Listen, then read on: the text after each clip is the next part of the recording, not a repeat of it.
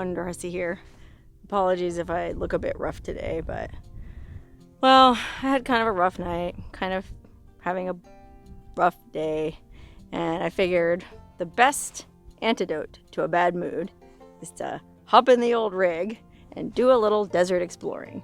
There's nothing like some fresh air and sunshine and wide open spaces to improve one's mood.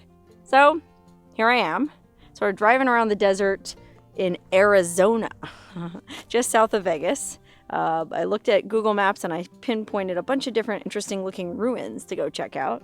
And the first one we're at here is actually right outside Lake Mead. It's on the Arizona side of Lake Mead in this lonely, beautiful desert valley.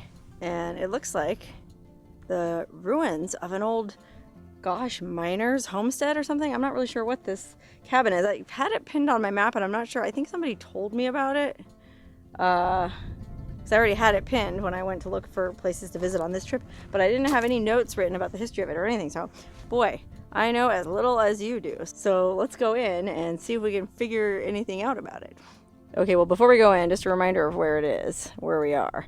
Beautiful high desert valley. Not much around, but creosote bushes, cactus, a few Joshua trees, and then this really cool old stone cabin.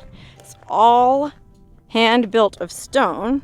Looks like they kind of cemented in between the stone. So, gosh, I don't know. It looks real old to me. You can see there's, this looks like it was maybe the chimney or part of the stove that collapsed. And then before we go in, there's some kind of, it looks like there was some kind of stove or fireplace here because you can see where the rocks are built up, and then there's that hole behind it where a pipe went through or something. Who knows? Not much here now, but tumbleweed. And then inside, it was a pretty simple affair, just a one-room cabin. You know, not even that big of a footprint. Maybe, I'm really bad with distances. 12 by 15 or something.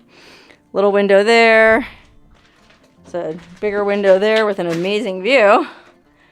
And then there's a little window by the door. And a window on this side as well with another amazing view. So windows on every side.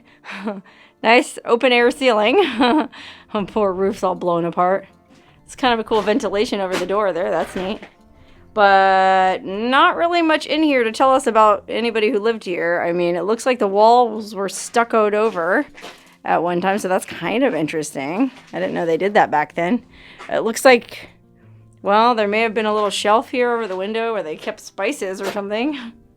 I mean, I guess I don't know if there was a stove inside as well as out. It seems like there must have been. Oh, yeah, there must have been because there's like a pipe coming out the wall. And then down here, looks like there's some kind of ruins of a little old cast iron cooking pot or something. Isn't that what this is? The lid?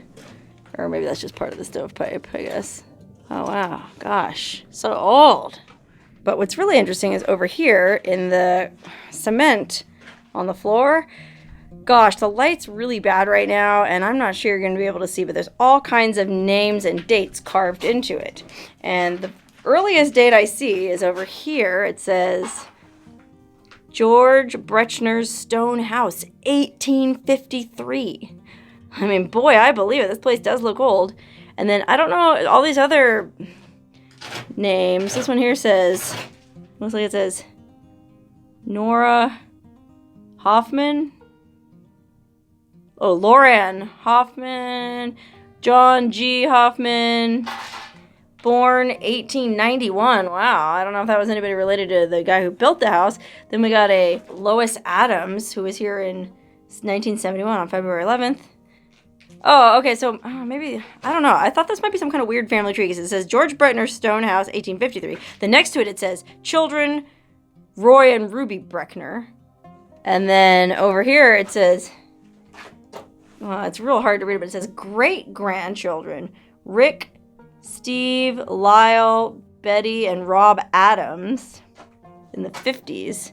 So I guess maybe those are the great-grandchildren of the guy who built the cabin. Oh, and then over here, I don't know why they skipped the grandchildren, or over here. Gosh, you really can't see this, but the grandchildren, I think it says Les, Cora, George, Verge, and Grace Adams from the 1920s. Wow. And then here it says Adams family, 1971. So, wow. I mean, if I'm deciphering this correctly, and apologies for the light, it's real funky right now. It looks to me like this guy named George Breckner built this stone house in 1853, and then his kids, Roy and Ruby Breckner, came out here and brought their grandchildren, whose last name was Adams. I guess maybe that was Ruby, married somebody named Adams, and those were her grandkids, came out in the 1920s. And then their kids, also by the last name of Adams, came out in the 50s. And then Lois P. Adams came out in 1971. And that's when it says Adams family of 71. So, gosh, it seems like the last time any of the family has been out to this cabin was in 1971, which is a long time ago, but nowhere near ago as 1853 when this place was first built. Wow! What an amazing history this little cabin has. It's very rare that I go find a place in the desert that actually has the friggin' genealogy written out in the cement.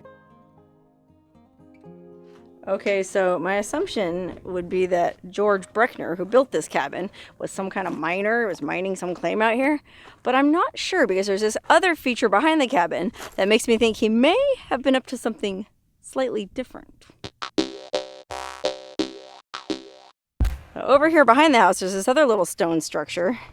And at first I thought, oh, it's probably a place where he stored food, like an underground food storage thing, or maybe he stored his dynamite for his mining there.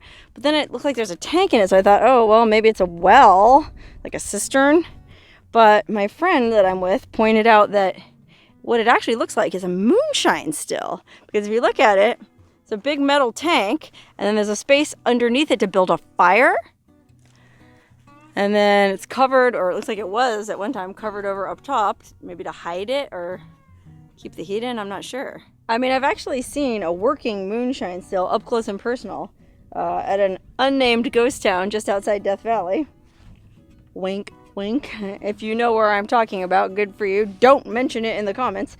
But so I'm familiar with the workings of a moonshine still, and oh gosh, I think my friend might be right. I don't know. What do you guys think? Let me go around up top and show you guys a view from above. Here's from above. This is what it looked like.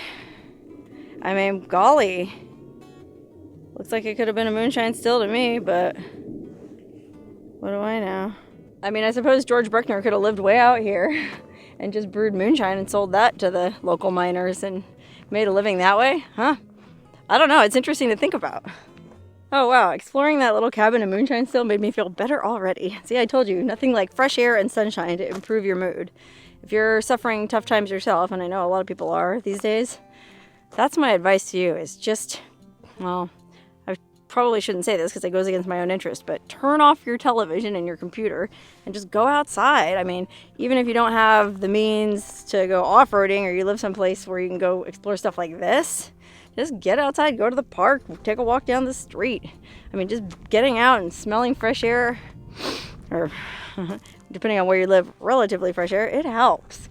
So I'm going to get in my rig and I'm going to drive on to the next place that I have marked. And hopefully it's as interesting as this mystery moonshine miner's shack.